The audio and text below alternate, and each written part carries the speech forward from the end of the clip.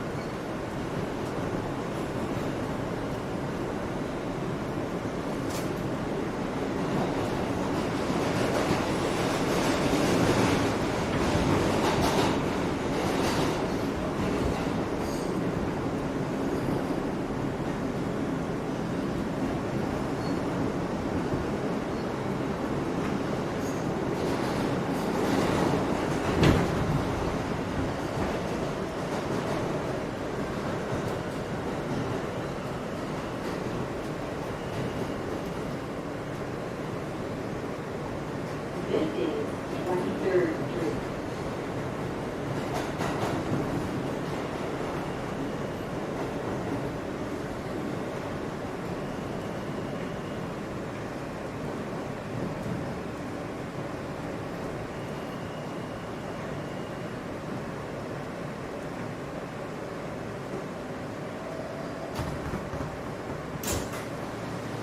This is a World Trade Center bound E-train.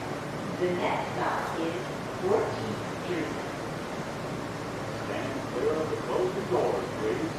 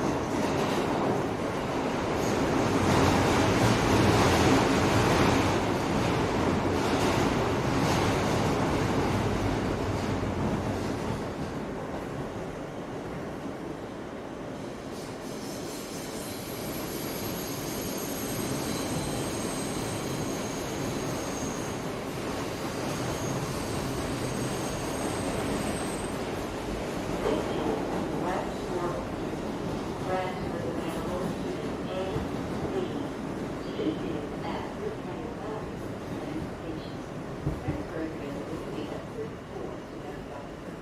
Actually, railroad is Long Island Railroad, usually traffic and traffic.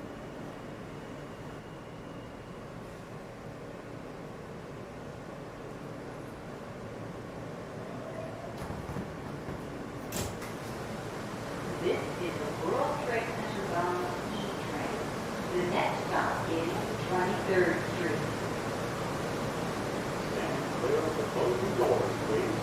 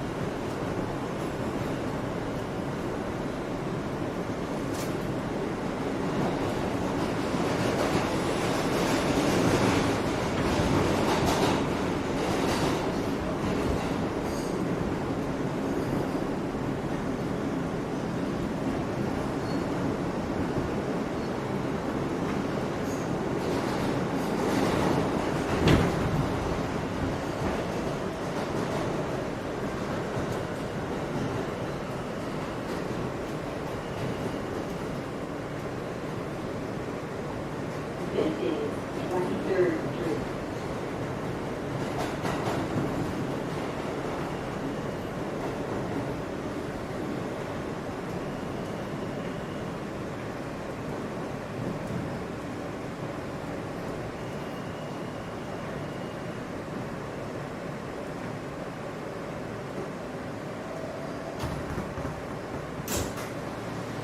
This is a World Trade Center bound E-train.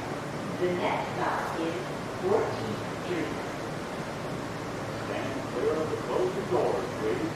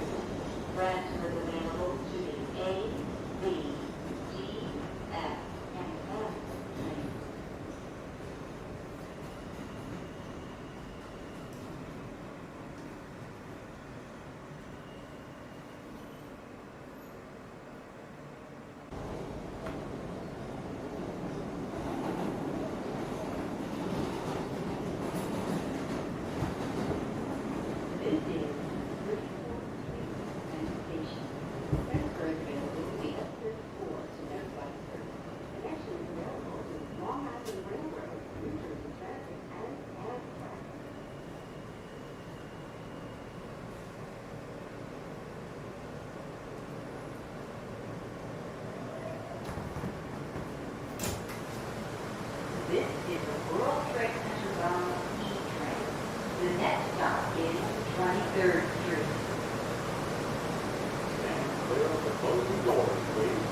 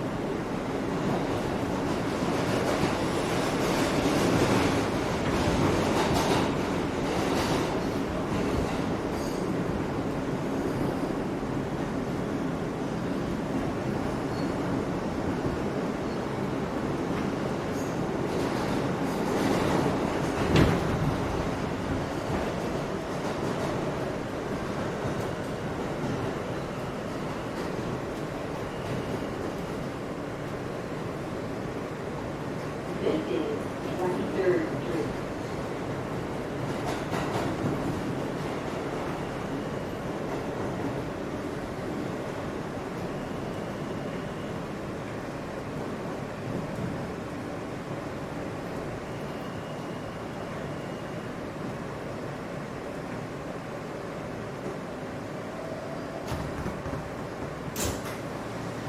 This is a World Trade Center bound E train.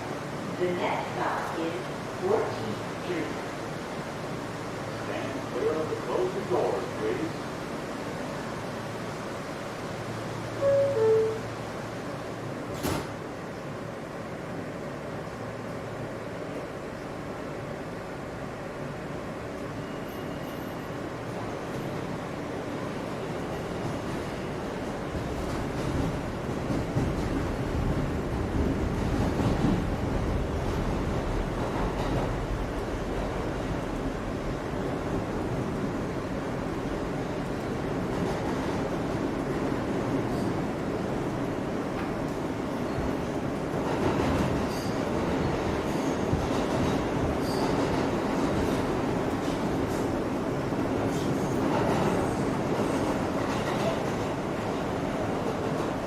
This is 14th Street.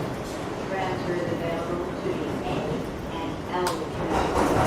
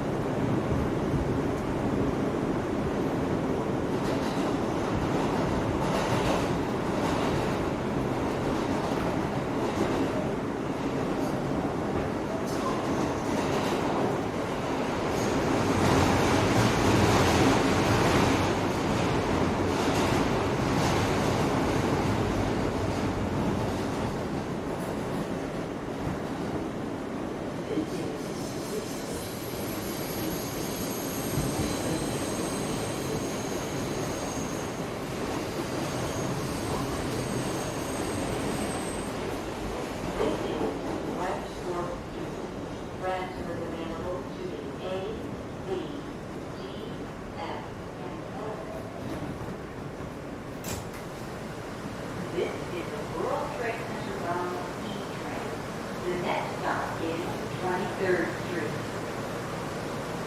Stand clear of the closing doors, please.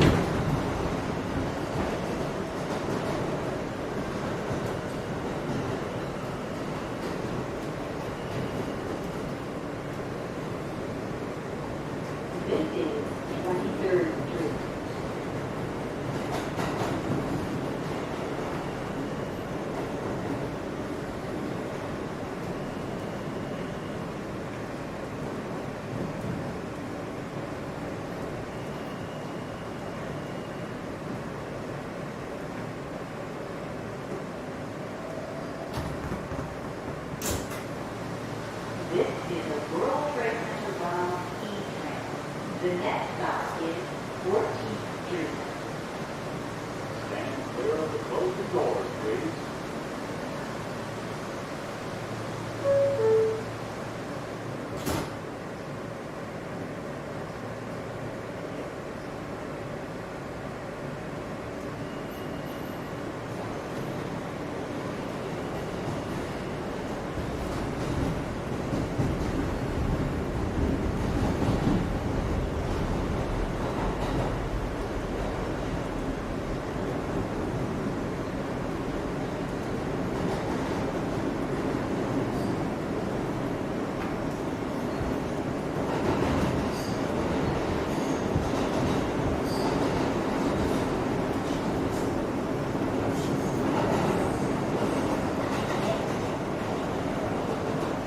This is 14th Street.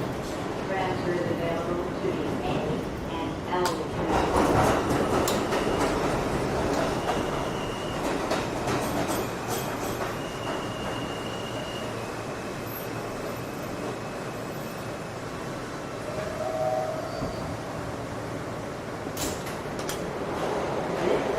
This is World Trade Center on E Street. The next stop is West 4th Street. Stand clear of the closing doors, please.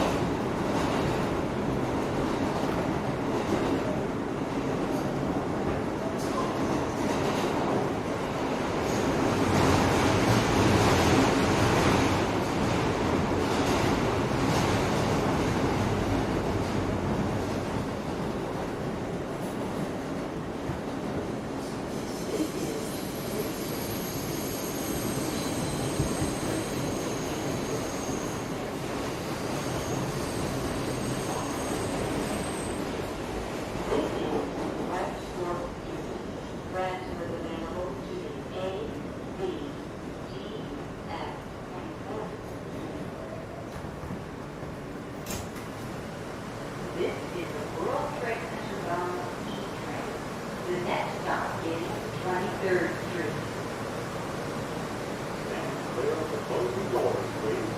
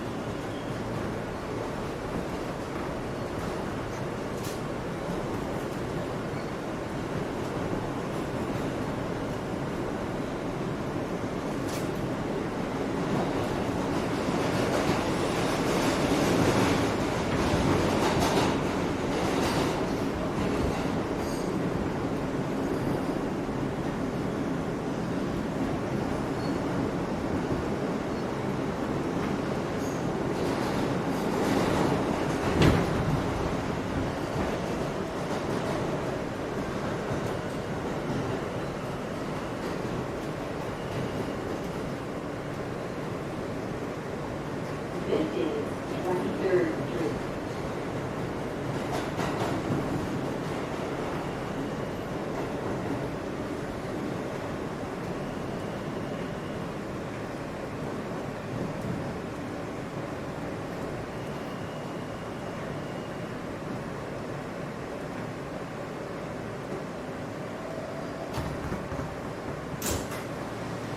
This is a World Trade Center bound E train.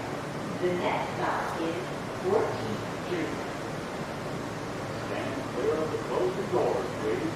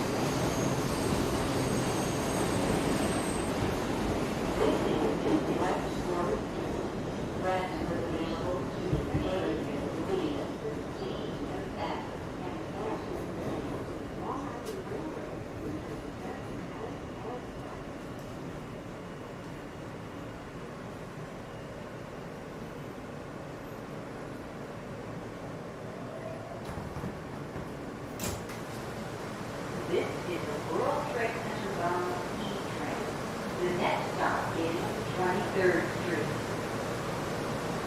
Stand clear of the closing doors, please.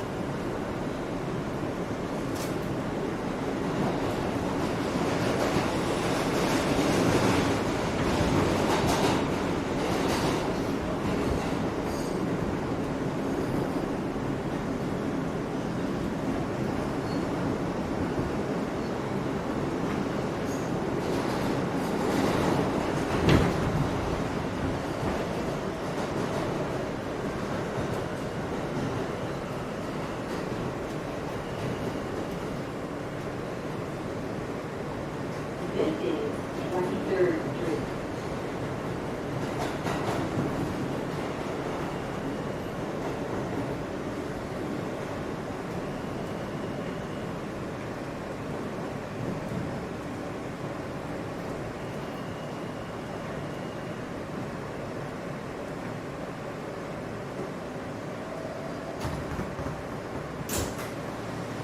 This is a World Trade Center bound E-train.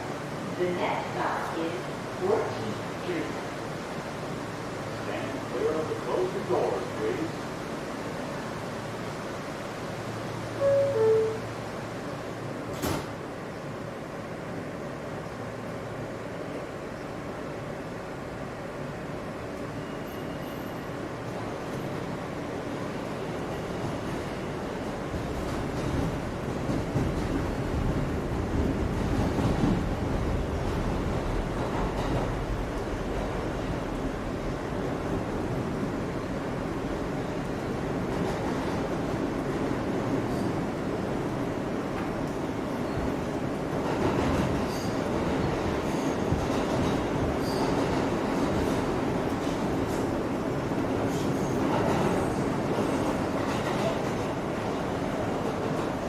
This is 14th Street.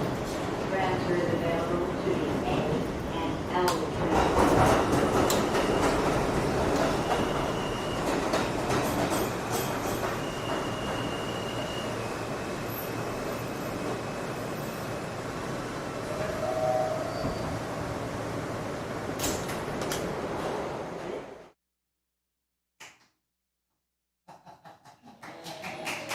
Yeah.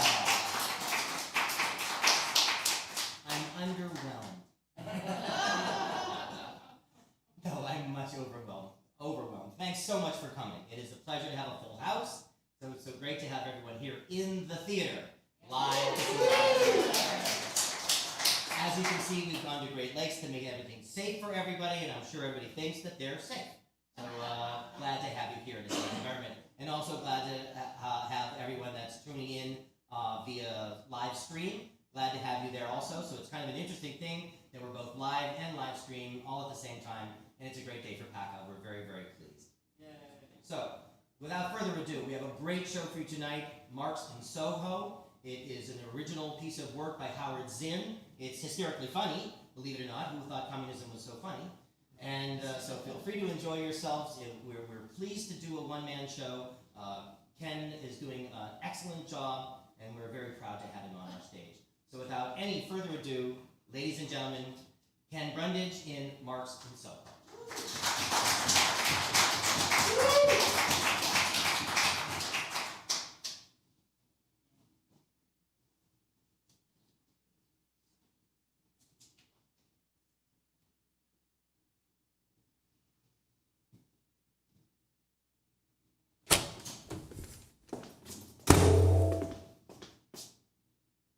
Thank God!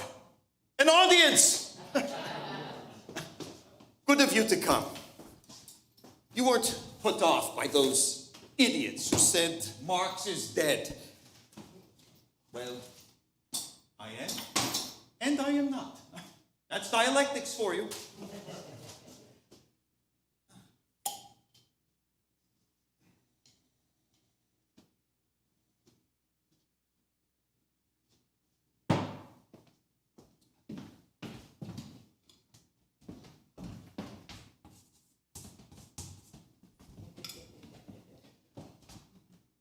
You may wonder how I got here. Public transportation! I did not expect to come here. I wanted to return to SOHO, where I lived in London, but bureaucratic mix-up. Here I am, SOHO in New York. Well, I always wanted to visit New York.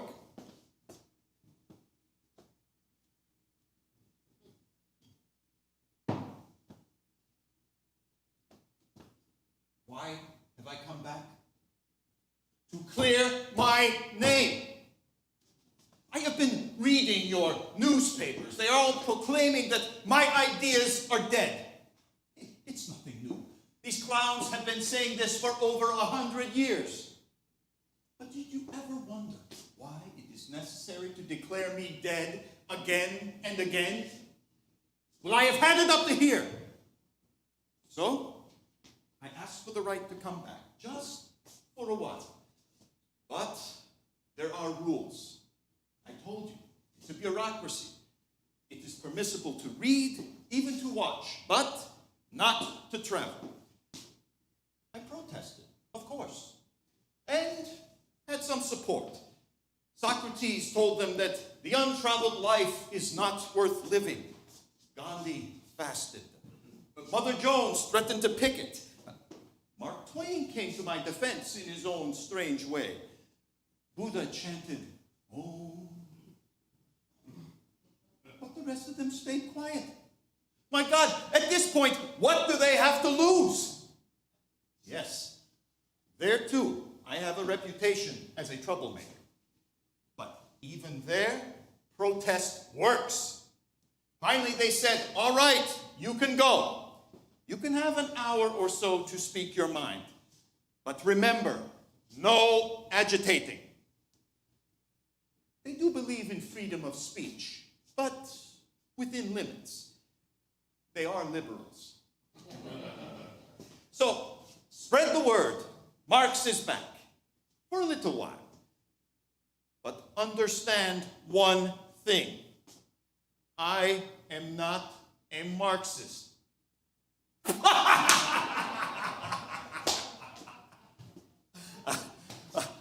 I said that to Pieper once, and he almost croaked. I should tell you about Pieper.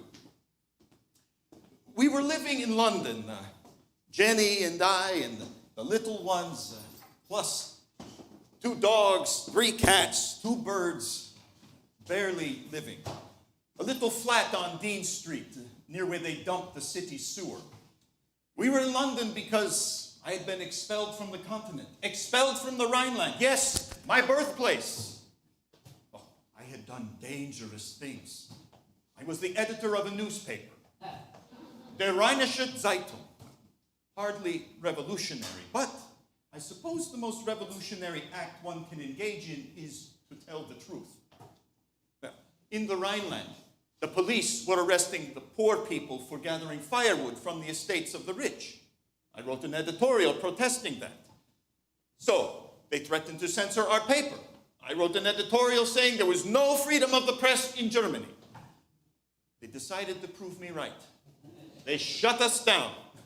It was only then that we became radical. Isn't that the way it is? Our final issue of Die Zeitung, huge headline in red ink, revolt. That annoyed the authorities. So I was ordered out of the Rhineland. So I went to Paris. Where else do exiles go? Where else can you sit all night in a cafe and lie about how revolutionary you were in the old country? Yes, if you are going to be an exile, be one in Paris. Paris was our honeymoon. Jenny found a little flat in the Latin Quarter. Heavenly months. But the word was out. From the German police to the Paris police. It seems the police develop an internationalist consciousness long before the workers. So, I was expelled from Paris too. We went to Belgium. Expelled again. So, we came to London, where refugees come from all over the world. The English are admirable in their tolerance and insufferable in their boasting about it.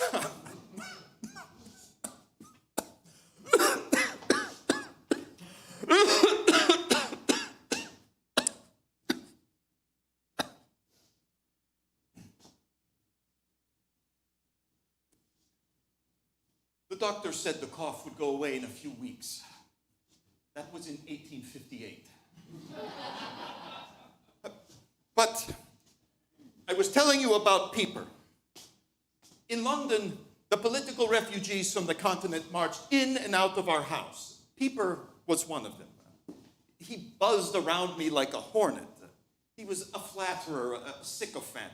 He would station himself 6 inches from me so I could not avoid him. And he would quote from my writings. I would say, Pieper, please do not quote me to myself. He had the audacity to say, thinking I would be pleased, that he would translate Das Kapital into English. Ha! The man could not speak an English sentence without butchering it. Shakespeare, English is a beautiful language. It is Shakespeare's language. Well, if Shakespeare had heard Pieper speak 1 sentence of English, he would have taken poison. But Jenny felt sorry for him and liked to invite him to our family dinners. One evening, Pieper came and announced the formation of the Marxist Society of London. Marxist Society, I asked. What's that? We meet every week to discuss another of your writings. We read aloud, examine sentence by sentence. That is why we call ourselves Marxists. We believe completely and wholeheartedly in everything you have written. Completely and wholehearted. Yes, and we would be honored, Herr Dr. Marx. He always called me Herr Dr. Marx. If you would come and address the next meeting of the Marxist Society. Oh, I cannot do that. Well, why not? Because I am not a Marxist!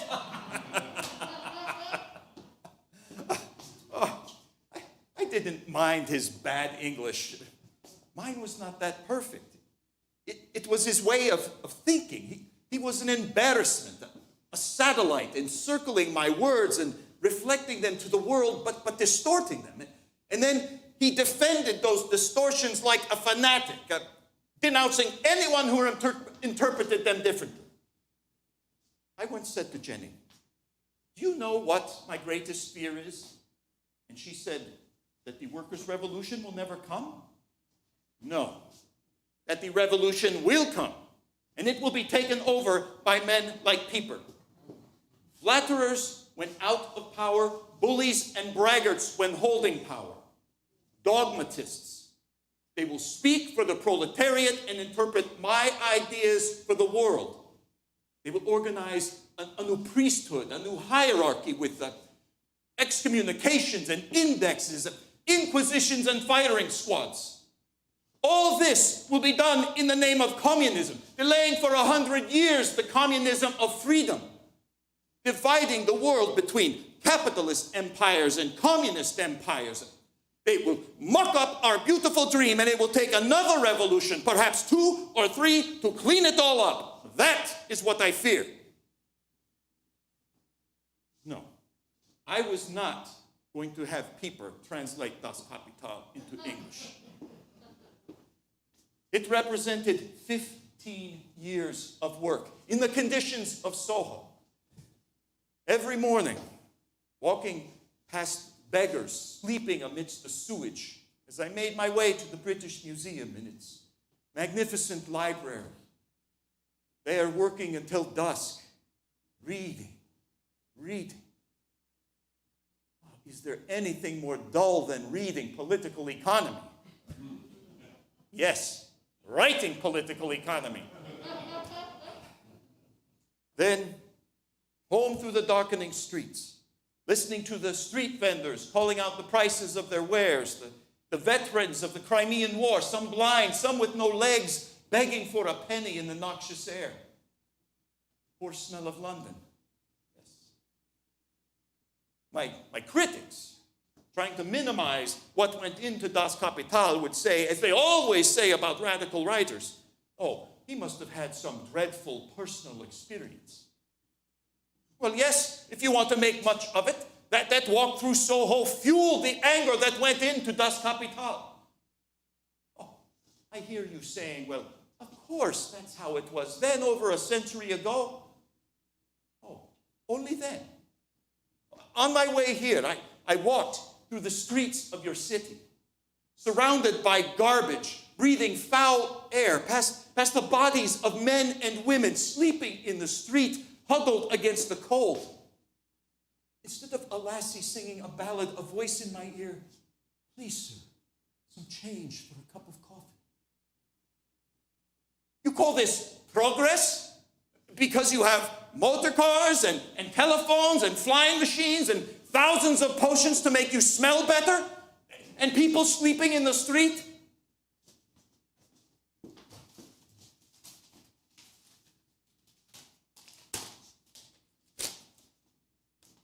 An official report.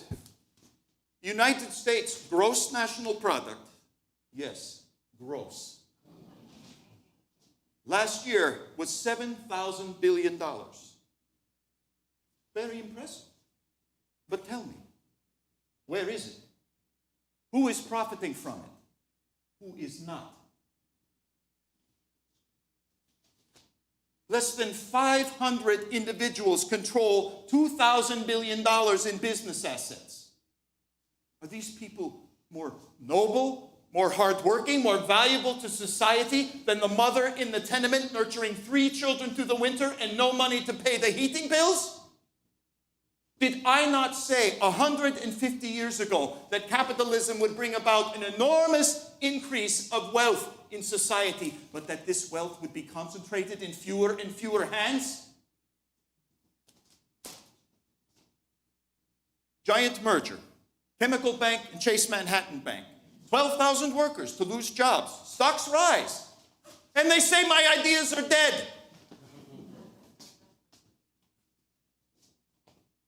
Do you know Oliver Goldsmith's poem, The Deserted Village? Ill fares the land to hastening ills a prey, where wealth accumulates and men decay. Yes, decay. That's what I saw as I made my way here this morning. Houses decaying, schools decaying, human beings decaying.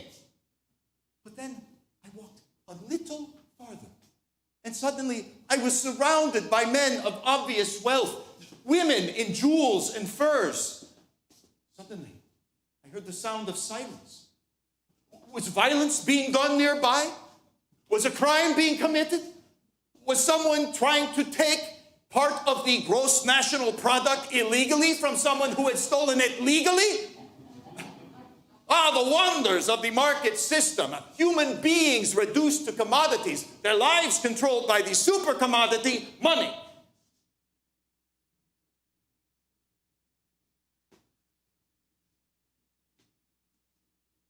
The committee doesn't like that.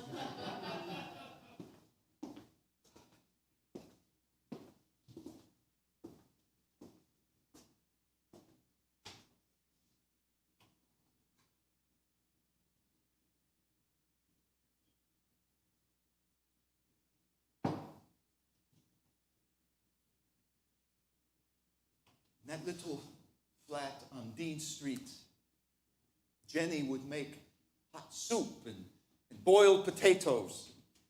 We would have fresh bread from our friend the baker down the street. And we would sit around the table and we would eat and talk about the events of the day. The Irish struggle for freedom, the latest war, stupidity of the country's leaders, a political opposition confining itself to pips and squeaks, the cowardly press. Well, I suppose things are different these days, eh?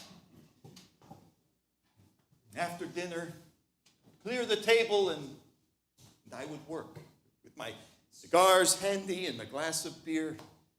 Yes, work until 3 or 4 in the morning. books piled up on one side and parliamentary reports on the other. And Jenny, the other end of the table, transcribed. My handwriting was impossible, and she would rewrite every word of mine. Can you imagine a more heroic act? Occasionally, a crisis. Well, not the world crisis, but a book would be missing. One day, I could not find my Ricardo. Where is my Ricardo, I asked. Oh, you mean the Principles of Political Economy? She thought that I had finished with it and had taken it to the pawn shop. I lost my temper. My Ricardo! You pawned my Ricardo? Be quiet, she said. Last week, didn't we pawn the ring my mother gave me?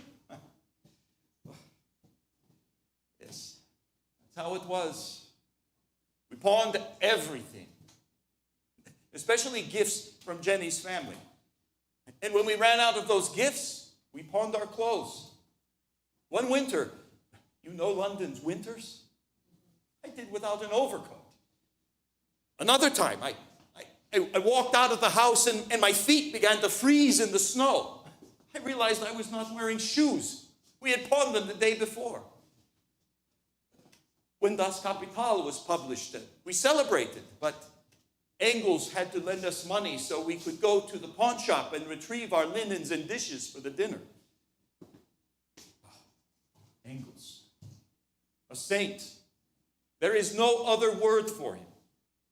When they cut off our water, our gas, when the house was dark, our spirits low, Engels paid the bills. His father owned factories in Manchester. Yes, capitalism saved us. He did not always understand our needs.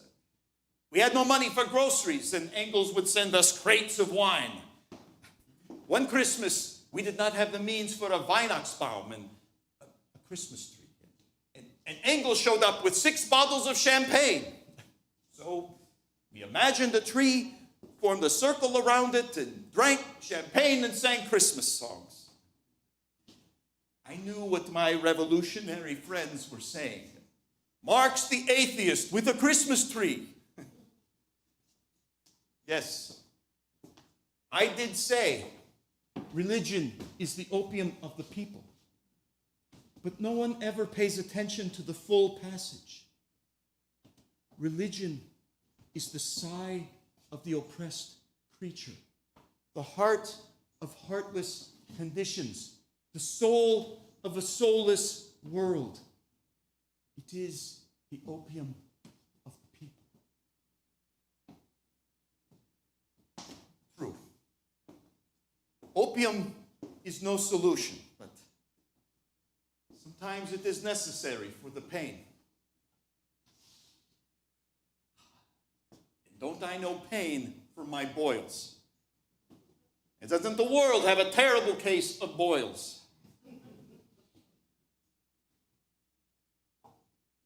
Keep thinking about Jenny. How she packed up all our possessions and brought our daughters, Jenishin and Laura, across the channel to London.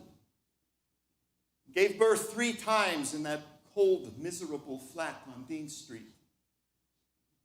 Nursed those babies, tried to keep them warm, saw them die one by one. Guido had not yet begun to walk. Francesca was a year old, and I had to borrow 3 pounds for her coffin. As for Moosh, he lived 8 years, but something was wrong from the start. He had a large, handsome head, but the rest of him never grew. The night he died, we all slept on the floor around his body until the morning came. When Eleanor was born, we were fearful, but she was a tough little thing. And it was good that she had 2 older sisters. They had barely survived themselves. Jenishin, that was born in Paris. Paris is marvelous for lovers, but not for children. Something about the air. Laura, our second, was born in Brussels. No one should be born in Brussels. In London, we had no money, but we always had our Sunday picnics. We would walk an hour and a half into the countryside. Jenny and I and the children and Lenchen. Yes, I'll tell you about her. Lenchen would make a roast veal, and we would have tea and fruit bread and cheese and beer. Eleanor was the youngest, and she would drink beer. No money, but children need a vacation. One time I took our rent money and sent them to the Atlantic coast of France. Another time I used our groceries money to buy a piano because the girls loved music. Father is not supposed to have favorites among his children, but Eleanor. I would say to Jenny, that Eleanor is a strange child. And she would say, you expect the children of Karl Marx to be normal? Eleanor was the youngest, the brightest. Imagine a revolutionary at the age of 8. That's how old she was in 1863.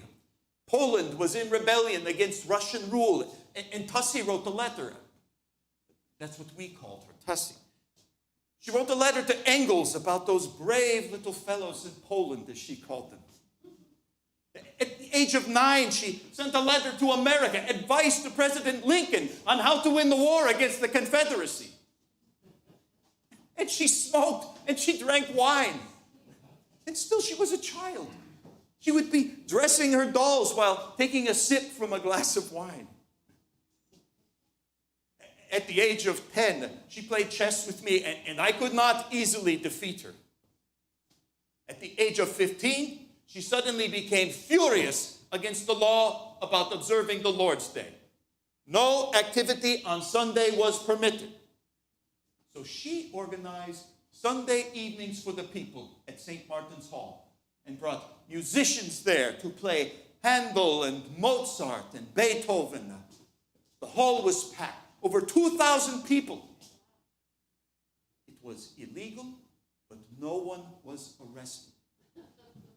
A lesson. If you are going to break the law, do it with 2,000 people. And Mozart.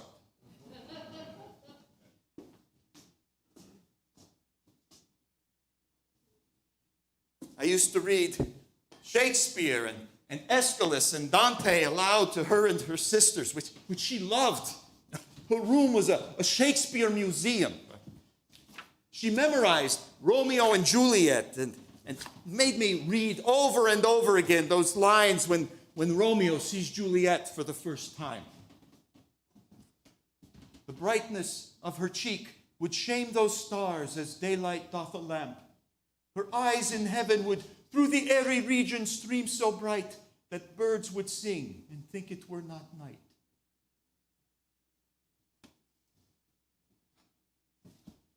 Tussie was not easy to live with. Oh, no. Do you know how embarrassing it is to have a child that finds flaws in your reasoning? She would argue with me about my writings. Take my essay on the Jewish question. Not easy to understand, I admit. Well, Eleanor read it and immediately challenged me. Why, she asked, do you single out the Jews as representatives of capitalism? They are not the only ones poisoned by greed and commerce. I tried to explain, I am not singling out the Jews, merely using them as a vivid example. Her answer was to start wearing a Jewish star. I'm a Jew, she announced. What could I say? I shrugged my shoulders. And Eleanor said, that's a very Jewish gesture. She could be so annoying. Tussie knew that my father had converted to Christianity. It was not practical to be a Jew in Germany. Is it ever practical to be a Jew anywhere? He had me baptized at the age of 8. This fact intrigued Eleanor. One day she asked Moore, the family called me that because of my complexion. I know that you were baptized, but you were circumcised first, weren't you? Oh, nothing embarrassed that girl. At such times, she was impossible. Listen to this. Alongside her Jewish star, she wore a crucifix. No, she was not enamored of Christianity, but of the Irish and a rebellion against England. She learned about the Irish struggle from Lizzie Burns, Engels' love. Lizzie was a mill girl and could not read. Engels spoke 9 languages. You would think that would make it hard for them to communicate, but they loved each other. Lizzie was very active in the Irish movement, and Eleanor would visit, and they would sit on the floor and drink wine and sing Irish songs together until they fell asleep. It was that terrible night, the night they hanged 2 young Irishmen right there in SOHO, while a drunken crowd cheered on. Yes, those genteel English with their afternoon tea and public hangings. Oh, yeah. I understand you don't hang people anymore. Only gas them or inject poison into their veins or use electricity to burn them to death. Much more civilized. Yes. They hanged 2 young Irishmen for wanting freedom from England. Eleanor wept and wept.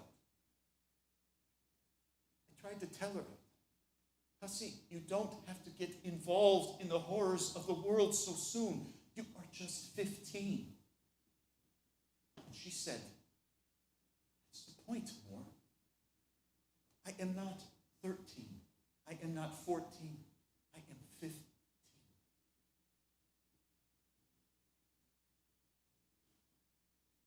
Yes, 15. And she became infatuated with every dashing, handsome man who visited our flat. I could draw up a list.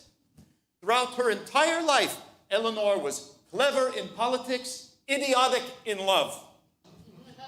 She was mad about that hero of the Paris Commune, Lissagaray. Well, at least he was a Frenchman. Jenishin's fellow was English. English men are like English food. Need I say more? And Laura's lover, Lafargue. His public displays of ardor were absurd. He would put his hand on her ass in public as if it were the most natural thing. And Jenny defended him. It's his Creole background, she said. You know his family came to France from Cuba. As if everyone in Cuba walks around with their hand on somebody's ass.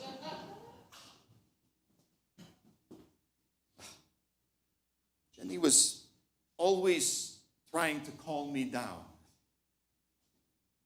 She might calm me, but she was unsuccessful with my boils. Did you ever have boils? There is no sickness more odious. They plagued me all my life and led to stupid attempts to analyze me via my boils. Marx is angry at the capitalist system because he has boils. Imbeciles. How do they account for all the revolutionaries that don't have boils? But they always find something. This one was beaten by his father. This one was nursed by his mother until he was 10. That one had no toilet training. As if one must be abnormal to resent exploitation.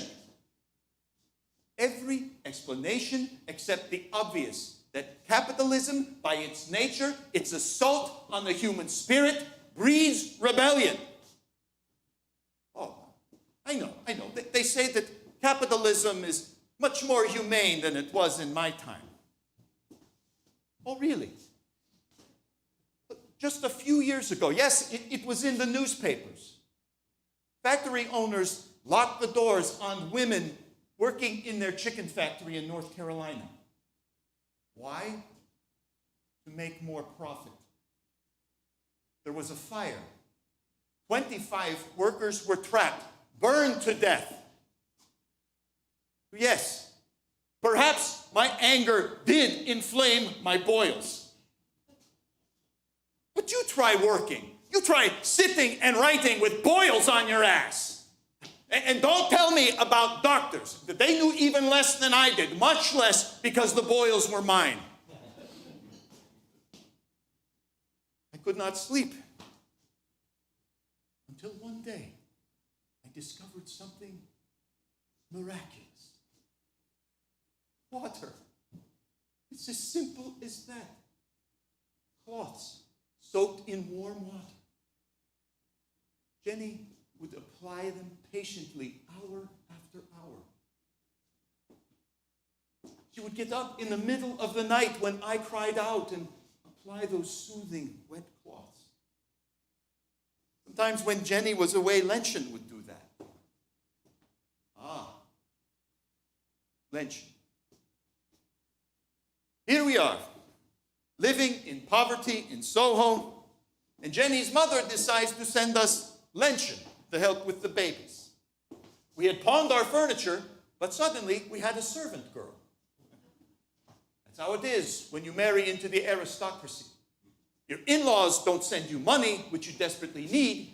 They send you fine linens and silverware and a servant. Maybe not a bad idea. The servant can take the linens and silverware to the pawn shop to get money. Lenchen did that many times. She was never a servant. The girls adored her. Jenny had tremendous affection for her. Jenny was ill. Lenchen was at her side, tending her every need. But yes, her presence did create a great tension between Jenny and me. I remember a scene. One day, Jenny said, "This morning I saw you looking at Lenchen." Looking? What do you mean? I mean the way a man looks at a woman. I still don't know what you mean.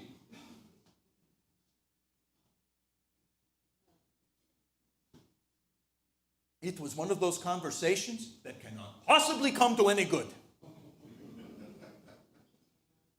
There was all this going on inside our flat, and outside was London. Can you imagine the streets of London in 1858? The coster girls trying to sell a few rolls for a few pennies. The organ grinder with his monkey. Prostitutes, magicians, fire eaters, street sellers, bellowing trumpets, ringing bells, organs, hurdy-gurdies, brass bands, Scottish pipes, and always a beggar girl singing an Irish ballad. Yes, that is what I saw and heard as I made my way home each evening from the British Museum, beneath the gas lamps that had just been lit. Till I got to Dean Street and made my way through the mud and sewage, thinking about the care they took in paving the wealthier neighborhoods. Oh well, I suppose it's only fitting that the author of Das Kapital should slog through shit while writing his condemnation of the capitalist system. Jenny was not sympathetic about my complaints about wading through the mud on the street. No. That is how it feels to me reading Das Kapital, she would say. The book worried her. Yes, Das Kapital. She worried that I would bore people from the start with my discussions of commodities and use values and exchange values. She thought the book too long, too detailed. She used the word ponderous. Imagine. She reminded me what our trade union friend Peter Fox said when I gave him the book. I feel like a man who has just been given an elephant as a gift. Yes, Jenny said, it is an elephant. I tried to tell her, this is not the Communist Manifesto, which was meant for the general public. This is an analysis. Then let it be an analysis, she said, but let it cry out like the manifesto. A specter is haunting Europe. The specter of communism. Yes, she said, that excites the reader. A specter is haunting Europe. Then she read the first lines of Das Kapital, to torment me, of course. The wealth of a society in which the capitalist mode of production prevails presents itself as an immense accumulation of commodities. One day, Jenny said to me, "Do you know why the censors have allowed this to be published? Because they cannot understand it and assume no one else will." I reminded her Das Kapital was receiving favorable reviews. She reminded me most of those reviews were written by Engels.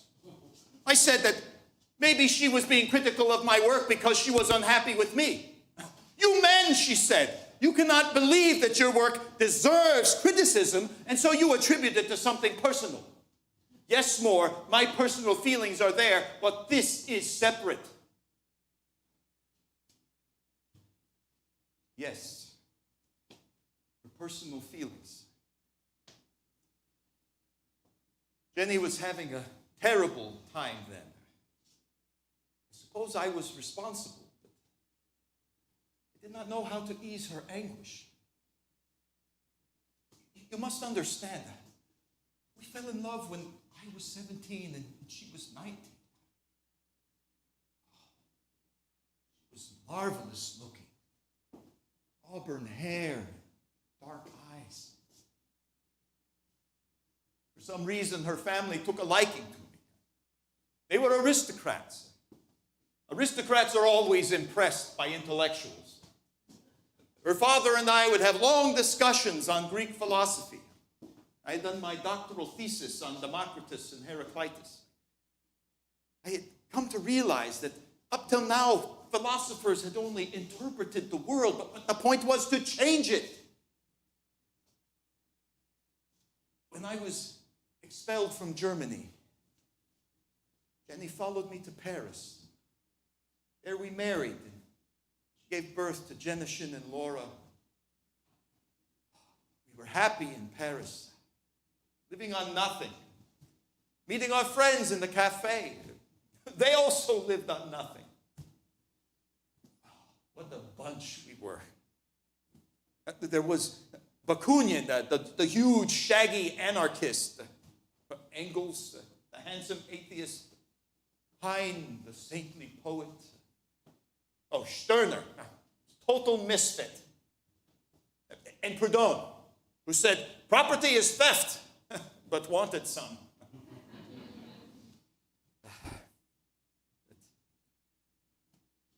Being poor in Paris is one thing. Being poor in London is another. We moved there with 2 children, and Jenny was soon pregnant again. I sometimes felt she blamed me for having to bring up our children in a cold, damp flat where someone was always sick. Jenny came down with smallpox. She recovered, but left pockmarks on her face. I tried to tell her she was still beautiful, but it didn't help. I wish you could know Jenny. What she did for me cannot be calculated. And she understood the fact that I could not simply get a job like other men. Oh, yes, I did try once. I sent a letter of inquiry to the railway for a position as clerk. Their response was as follows. Dr. Marx, we are honored by a request for a position here. We have never had a doctor of philosophy employed with us as a clerk. But the position requires legible handwriting, so we must regretfully decline your offer. Huh?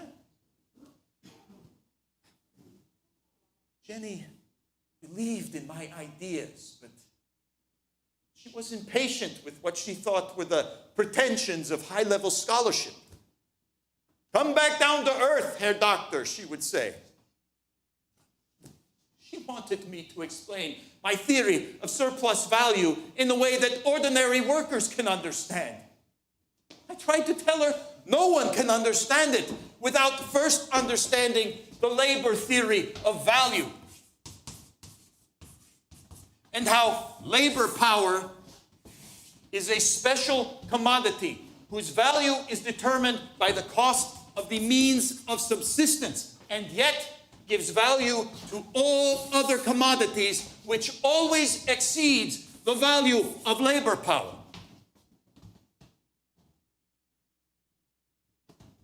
She would shake her head. No, that won't do. All you have to say is this: your employer pays you the barest amount in wages, just enough for you to survive and work. But out of your labor, he makes far more than what he pays you. So he gets richer and richer while you stay poor. All right! Let's say that only 100 people in world history have ever understood my theory of surplus value. But it's still true.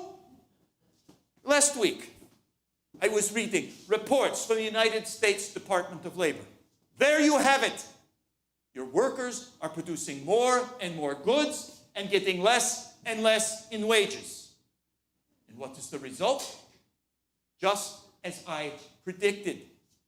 The wealthiest 1% of the American population owns 40% of the nation's wealth. And this in the great model of world capitalism. The nation that has not only robbed its own people, but has sucked in the wealth from the rest of the world. Jenny was always trying to simplify ideas that were by their nature complex. She accused me of being a scholar first and a revolutionary second. Forget your intellectual readers, she said. Address the workers. She called me arrogant and intolerant. Why, she asked, do you attack your fellow revolutionaries more vehemently than you attack the bourgeoisie? Proudhon, for example. The man did not understand that we must applaud capitalism for its development of giant industries and then take them over. Proudhon thought that we must retreat into a more simple society. When he wrote his book, The Philosophy of Poverty, I replied with a book of my own, The Poverty of Philosophy. I thought that was clever.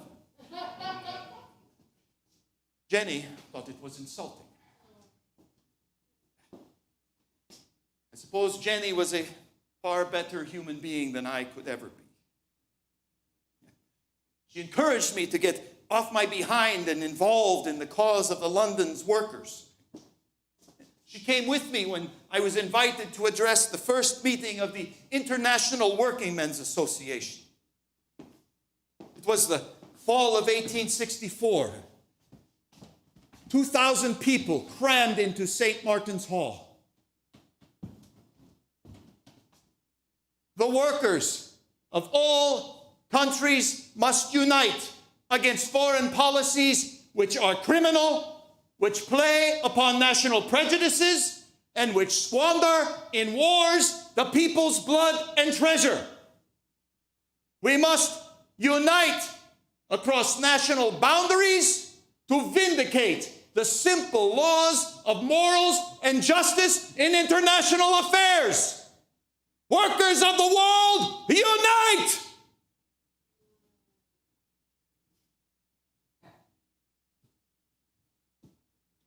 Jenny liked that.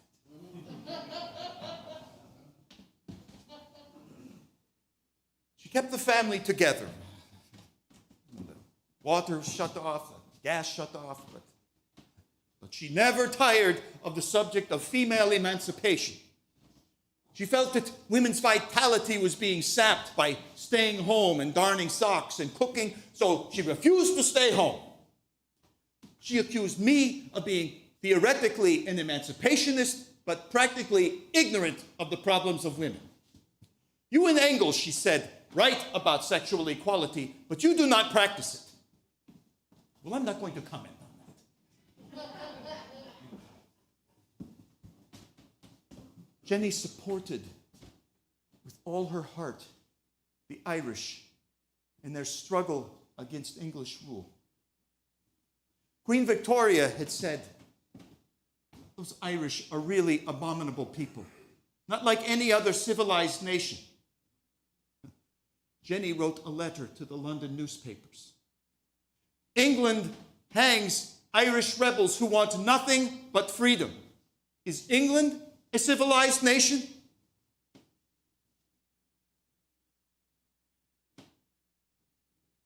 Jenny and I were powerfully in love. How can I make you understand that? We went through hellish times in London. Love was still there, but at a certain point, things changed. I don't know why.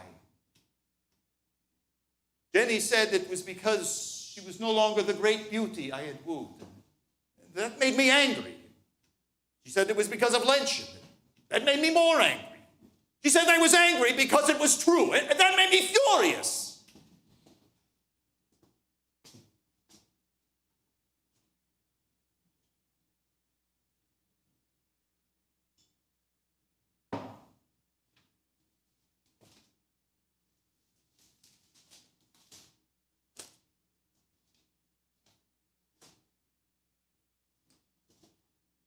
They claim that because the Soviet Union collapsed, that communism is dead.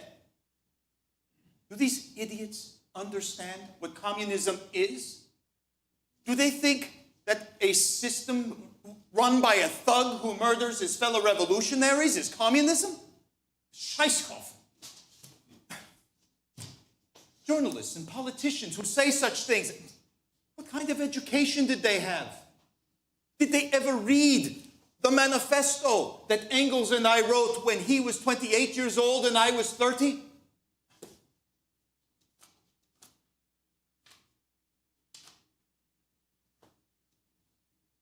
In place of the old bourgeois society with its classes and class antagonisms, we shall have an association in which the free development of each is the condition for the free development of all. You hear that? An association. Do they understand the objective of communism? Freedom of the individual to develop himself, herself, as a compassionate human being.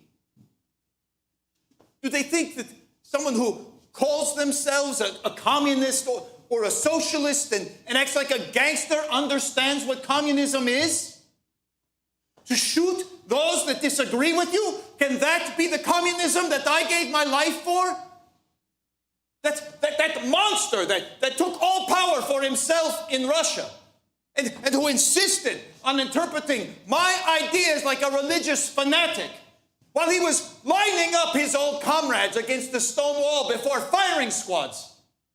Did he permit his citizens to read the letter that I sent to the New York Tribune, in which I said that capital punishment cannot be justified in any society calling itself civilized? Socialism is not supposed to reproduce the stupidities of capitalism.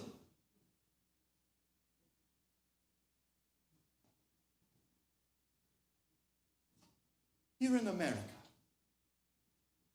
your prisons are full. Who is in them?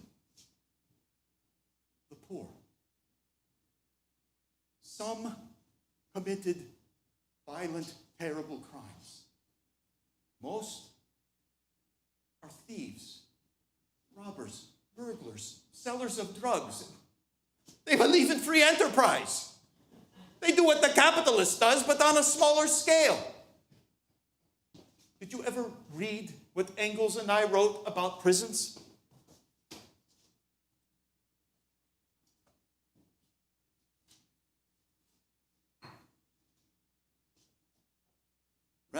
punish individuals for their crimes, we should destroy the social conditions which engender crime and give to each individual the scope which he needs to develop his life.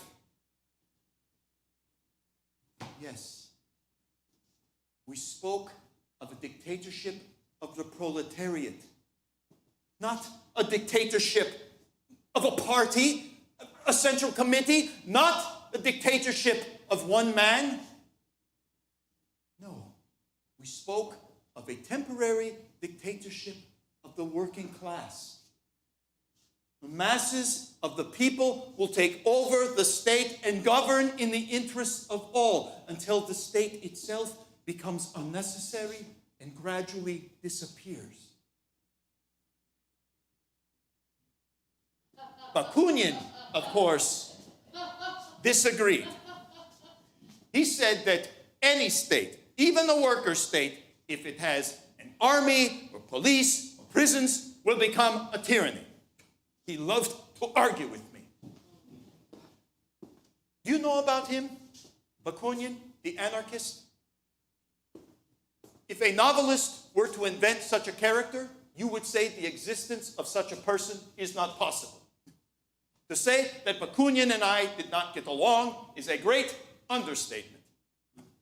Listen to what he said when Engels and I were in Brussels writing our manifesto. Marx and Engels, especially Marx, are ingrained bourgeois. We were ingrained bourgeois. Of course, compared to Bakunin, everyone is bourgeois because Bakunin chose to live like a pig. And if you did not live like a pig, if you had a roof over your head, a piano in your sitting room, if you enjoyed some fresh bread and some wine, you were bourgeois. Now, I grant the man courage. He was imprisoned, sent to Siberia, escaped, and wandered the world trying to foment revolution everywhere. He wanted an anarchist society, but the only anarchism he ever succeeded in establishing was inside his head. He once tried to start an uprising in Bologna and almost killed himself with his own revolver. His revolutions failed everywhere, but he was like a man whose failures with women only spur him on to more. Did you ever see a photograph of Bakunin? Giant of a man, bald head that he covered with a little gray cap, massive beard, ferocious expression. He had no teeth, scurvy, result of his prison diet. He seemed to live not in this world, but in the world of his own imagination. And he was oblivious to money. When he had it, he gave it away. When he did not have it, he borrowed without any thought of returning. He had no home. Or perhaps I should say the world was his home. He would arrive at a comrade's house and announce, "I'm here. Where do I sleep? And what is there to eat?" In an hour, he was more at home than his hosts. There was that time in SOHO. We were having dinner, and Bakunin burst in, didn't bother to knock. We were having dinner. It was his habit to arrive at dinner time. He knocked the door off its hinges almost and came in and looked around and smiled that toothless smile and said, "Good evening, comrades." And without waiting for a response, he sat right down at the table and began devouring meat and sausage in huge chunks, shoving in cheese and glass after glass of brandy. I tried to tell him, "Mikhail, please try the wine. We have plenty of that. Brandy is expensive." So he took a sip of the wine, spit it right out. "Absolutely tasteless," he said. "Brandy helps you think more clearly." Bakunin's head was filled with anarchist garbage, romantic utopian nonsense. I wanted to expel him from the International, but Jenny thought that was ridiculous. Why, she asked, do revolutionary groups with only 6 members always threaten someone with expulsion? He had 100 disguises because police were looking for him in every country in Europe. When he came to us in London, he was dressed as a priest. At least he thought he was. He looked ridiculous. He was with us a week. And one night we stayed up drinking and arguing and drinking some more until neither of us could walk. In fact, I fell asleep in the midst of one of Bakunin's perorations. And he shook me until I woke up. I have not yet finished my point. It was that glorious time in the winter of 1871. The Commune had taken power in Paris. Yes, the Paris Commune. Bakunin leapt with his full bulk into that revolution. The French understood him. They had a saying: on the first day of the revolution, Bakunin is a treasure. On the second day, he should be shot.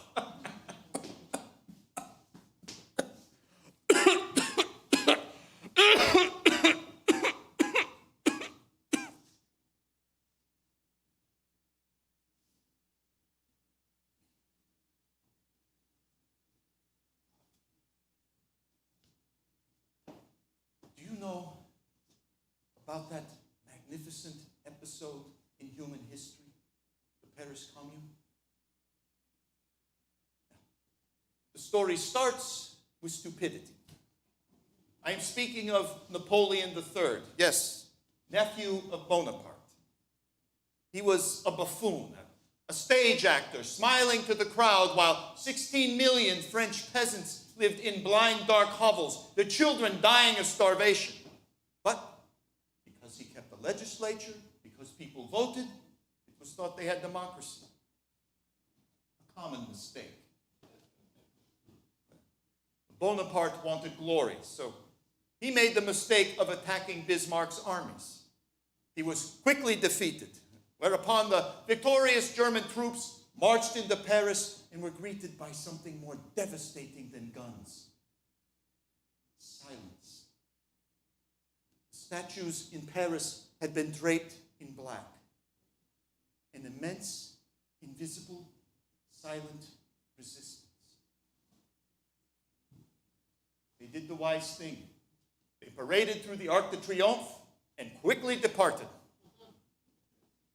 And the old French order, the Republic, liberals, they called themselves, they did not dare enter Paris. No, they were trembling with fear because the workers, the housewives, the clerks, the intellectuals, the armed citizens had taken over the city. The people of Paris formed not the government, but something more glorious: a commune, the collective energy of the people. It was the Commune de Paris. I once said to Bakunin, do you want to know what I mean when I speak of the dictatorship of the proletariat? Look at the Commune of Paris. That is true democracy. No, not the democracy of England or America, where your elections are circuses, with people voting for one or another guardian of the old order, where no matter what candidate wins, the rich go on ruling the country. The Commune of Paris lived only a few months, but it was the first legislature in history to represent the poor. Its laws were for them. It abolished their debts, postponed their rents, forced the pawnshops to return their most needed possessions. They refused to take salaries higher than the workers. They lowered the hours of the bakers and planned for how to give free admission to the theater for everyone. The great Courbet himself, whose paintings stunned Europe, presided over the Federation of Artists. They reopened the museums and formed a commission for the education of women. Something unheard of. Education for women. They took advantage of the latest in science, the lighter-than-air balloon, and launched one out of Paris to soar over the countryside, dropping printed papers to the peasants with a simple, powerful message. Our interests are the same. The Commune declared the purpose of the schools: to teach children to love and respect their fellow creatures. I have read your endless discussions of education. Such nonsense. They teach everything needed to succeed in the capitalist world, but do they teach the young to struggle for justice? The communards understood the importance of that. And they educated not only by their words, but by their acts. They destroyed the guillotine, that instrument of tyranny, yes, even revolutionary tyranny.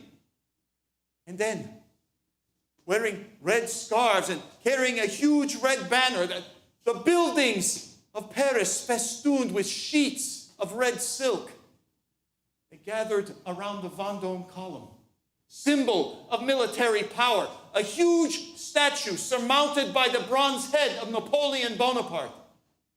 A pulley was attached to the head, a capstan turned, and the head crashed to the ground. People climbed on the ruins. A red flag floated atop the pedestal.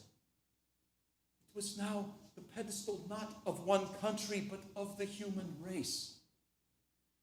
Men and women watching wept with joy. Yes, that was the Commune of Paris. The streets were always full, discussions going on everywhere. People shared things. They seemed to smile more. Kindness ruled. The streets were safe without police of any kind. Yes, that was socialism. Of course, that example, the example of the Commune, could not be allowed. So the armies of the Republic marched into Paris and commenced a slaughter. The leaders of the Commune were taken to Père Lachaise Cemetery, put in front of the stone wall, and shot. Altogether, 30,000 were killed. Yes, the Commune of Paris was crushed by wolves and swine. But it was the most glorious achievement of our time.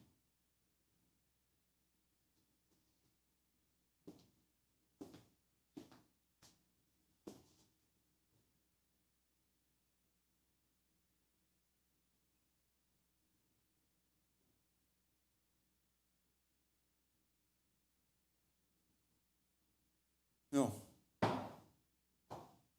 They could not allow the Commune to live. It was dangerous, too inspiring an example for the rest of the world, and so they drowned it in blood. It still happens, does it not, that whenever in some corner of the world the old order is pushed aside and people begin experimenting with a new way of living, people innocent of ideology, just angry about their lives, it cannot be permitted. So they go to work. You know who I mean by they. Sometimes insidiously, covertly, sometimes directly, violently, to destroy it.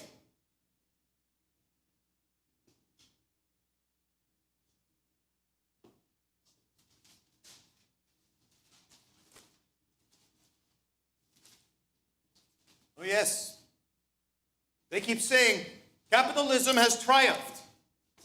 Triumphed! Why? Because the stock market has risen to the sky and the shareholders are wealthier than ever before? Triumphed? When 1/4 of American children live in poverty? When 40,000 of them die every year before their first birthday?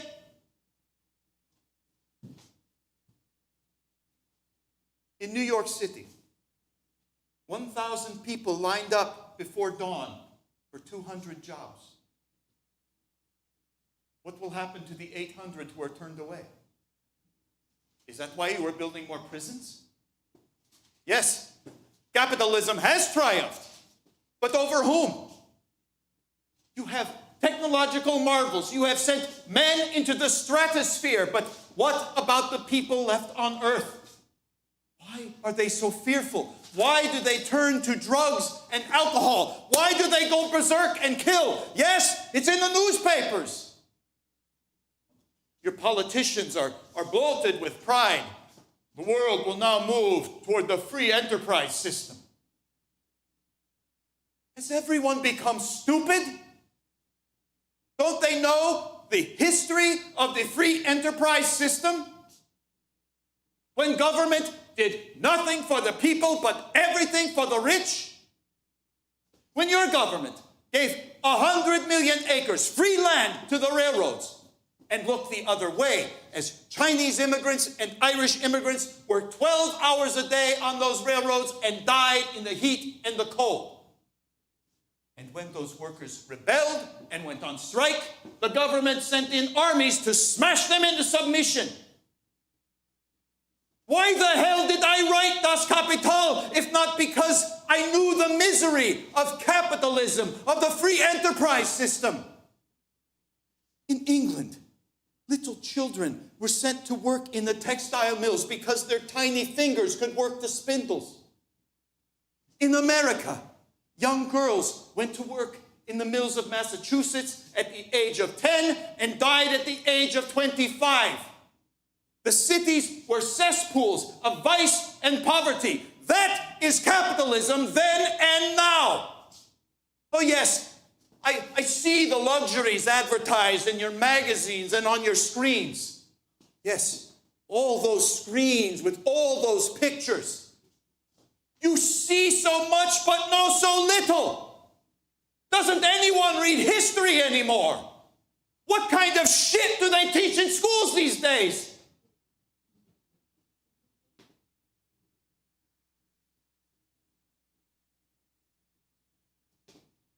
Are so sensitive.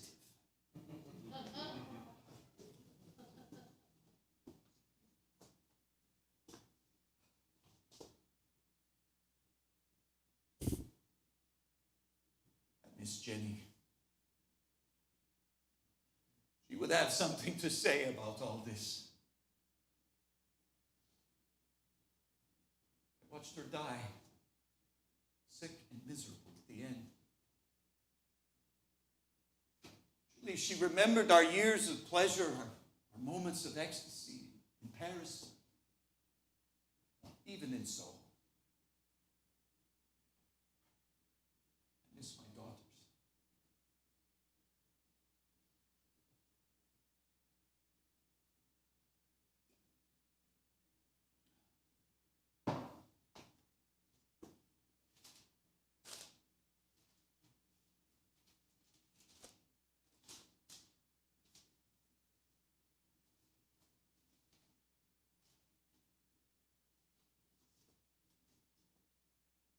Anniversary of the Gulf War.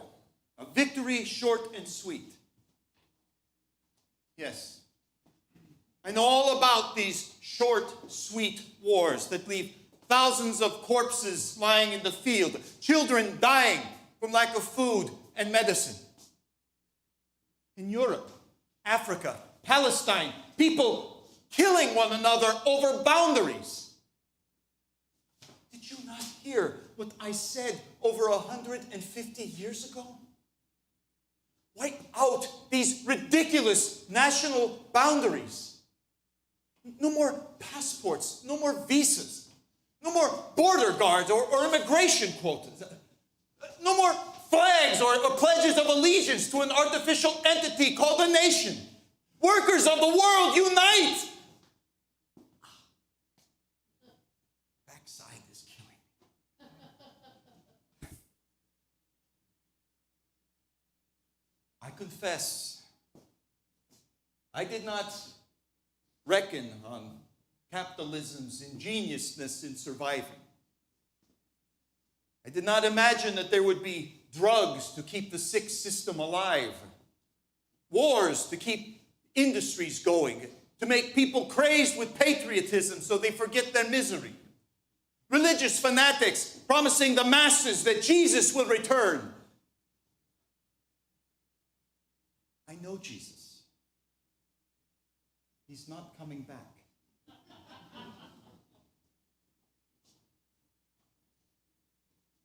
I was wrong in 1848, thinking capitalism was on its way out. My timing was a bit off, perhaps by 200 years. But it will be transformed. All the present systems will be transformed. People are not fools. I remember your President Lincoln saying, "You can't fool all the people all the time." Their common sense, their instinct for decency and justice will bring them together. Don't scoff. It happened before. It can happen again on a much larger scale. And when it does, the rulers of society will be helpless to prevent it. Servants will refuse to serve. Soldiers will disobey orders. Yes, capitalism has brought about wonders unsurpassed in history, miracles of science and technology. But it is preparing its own death. Its voracious appetite for profit, more, has created a world of turmoil. It has turned everything, art, literature, music, beauty itself, into commodities to be bought and sold. It's turned human beings into commodities. And not just the factory worker, but the physician, the scientist, the lawyer, the artist, the poet, all must sell themselves in order to survive. And what will happen when all these people realize that they are all workers, that they have a common enemy? They will combine with others in order to fulfill themselves. And not just in their own country. No, because capitalism needs a world market. Its cry is free trade, because it must be free to roam everywhere in the globe in search of profit. More. But in doing so, it has created a world culture. People cross boundaries as never before. Ideas cross boundaries. Something new is bound to come of this.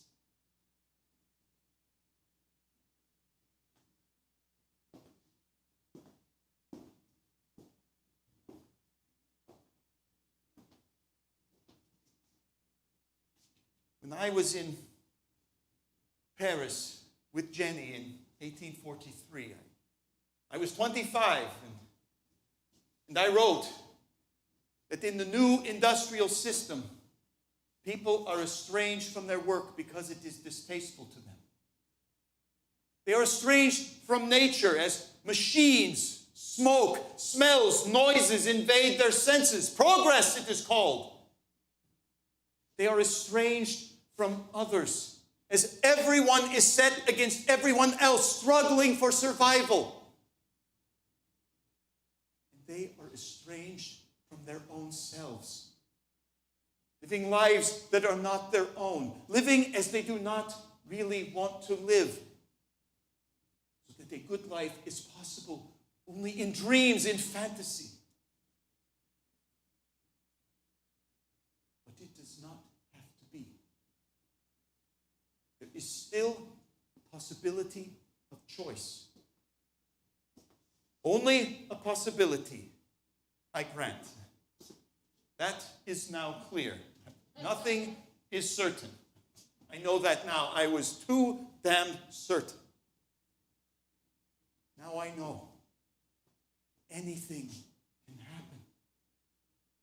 But people must get off their asses. Does that sound too radical for you? Remember that to be radical is simply to grasp the root of the problem, and the problem is us.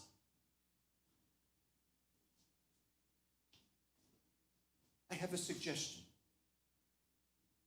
Pretend you have boils. Pretend that sitting on your ass causes enormous pain. So you must stand up, must move, must act. Let us not speak capitalism, socialism. Let us instead speak of using the incredible wealth of the world for human beings. Give them what they need. Food, medicine, clean air, pure water, trees and grass, pleasant homes to live in, some hours of work, more hours of leisure. Don't ask who deserves it. Every human being deserves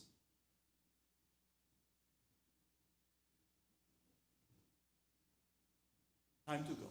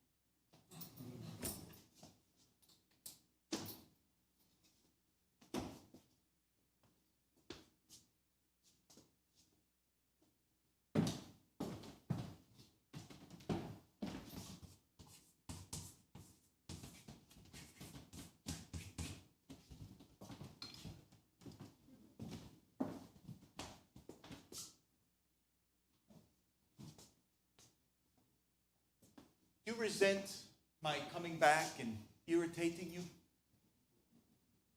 Look at it this way. It is the second coming. Christ couldn't make it, so Marx came.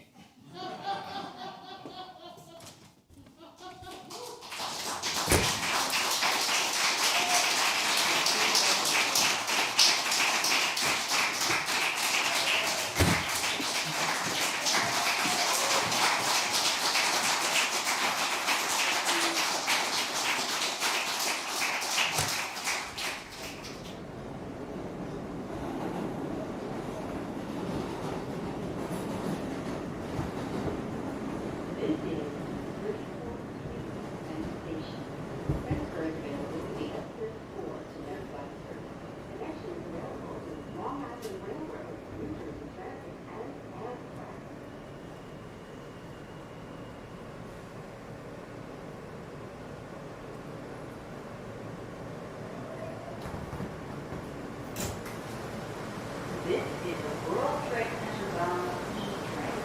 The next stop is 23rd Street. Stand clear of the closing doors, please.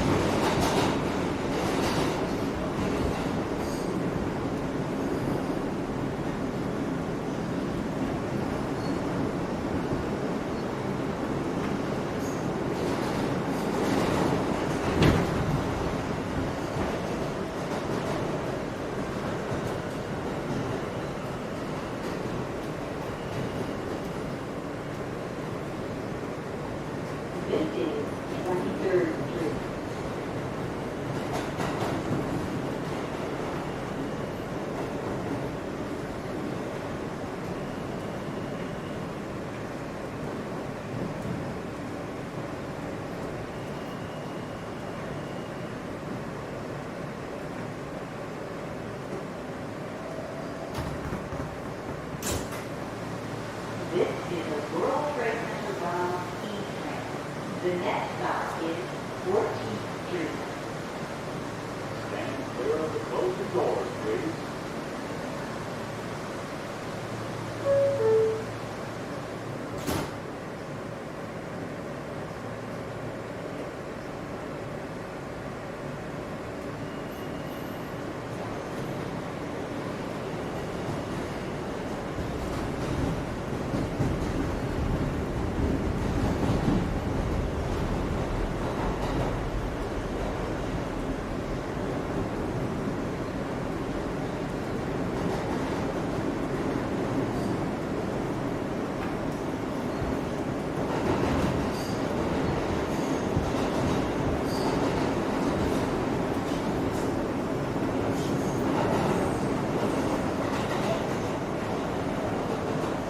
This is 14th Street.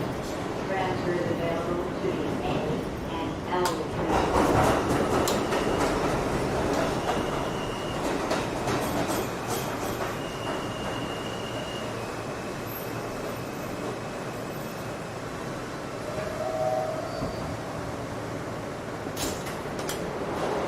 This is World Trade Center bound E-train. The next stop is West 4th Street. Stand clear of the closing doors, please.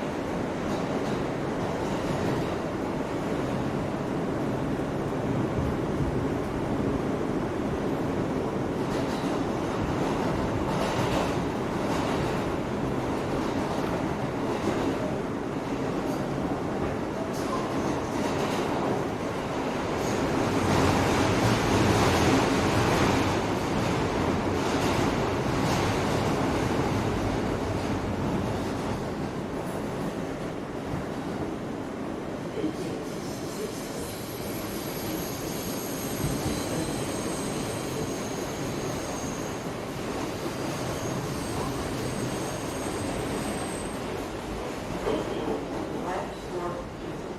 Transfers available to the A, B, D, F, and L.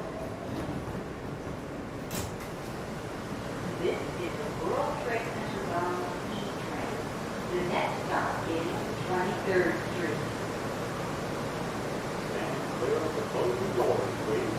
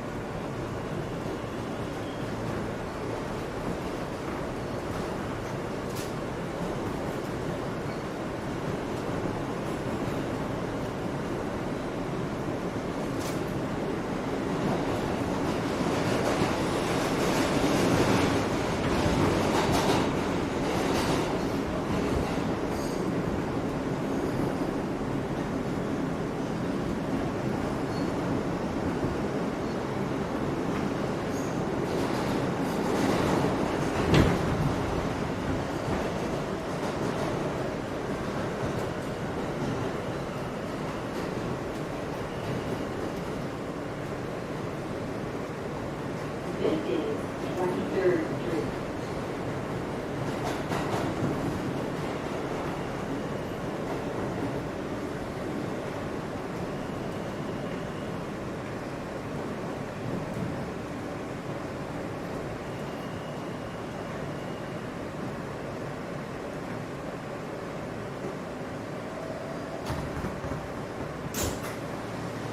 This is a World Trade Center bound E-train.